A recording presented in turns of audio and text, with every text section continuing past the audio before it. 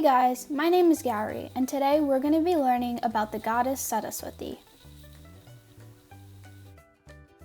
So I'm assuming that many of you already know that Saraswati is a goddess that we Hindus worship. But do you guys know why exactly we pray to her?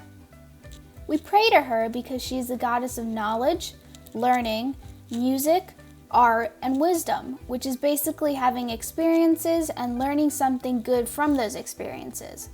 She is one of the three very important goddesses, which also include Parvati and Lakshmi. Some of you may already know who Saraswati's husband is, and for those of you that don't, her husband is the god Brahma. Like Saraswati being one of the three main goddesses, Brahma is also one of the three main gods, which includes Shiva and Vishnu. Now, we're going to learn about the symbols usually shown in Saraswati's pictures and also learn about their meanings. The first symbol that I'm going to talk about is the very large instrument that she's holding. This instrument is called the veena. It is a classical Indian instrument which is somewhat similar to the guitar that we know today. The veena also shows that Saraswati is the goddess of music. Our next symbol is something that many of you guys use today for school. This object is a book. Saraswati is usually shown with a book near her since she is the goddess of knowledge and learning, and books represent that.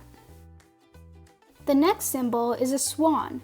The swan is Saraswati's vehicle, or the animal she uses to get to places.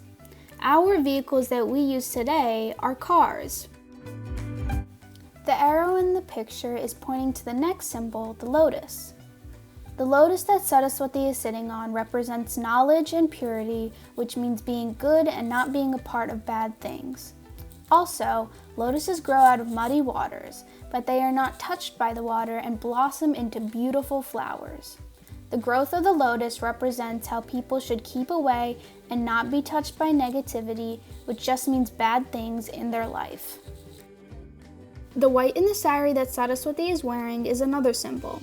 White represents purity since it is not stained or colored, which can represent the bad things in life. Without those bad things, you are pure, which the color white represents. In this image, you can see a string of beads in one of Saraswati's hands. This string of beads is called a japamala. The japamala is used for when counting how many times you are chanting a god or goddess's name. Using the japamala needs patience and focus to stay on track. In the hands of Saraswati, the japamala represents concentration, meditation, and discipline, which is basically having control and focus in your task.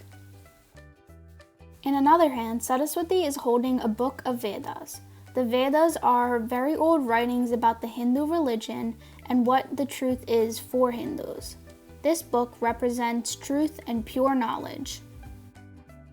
Another animal that is usually shown in pictures with Saraswati is a peacock. The peacock is a bird with very colorful feathers which make it beautiful. This means the peacock will represent beauty and dance, which is an art form that Saraswati is also the god of. Since it is such a beautiful bird, it also represents indecisiveness, meaning not being able to make decisions, and vanity, which means always worrying about how you look.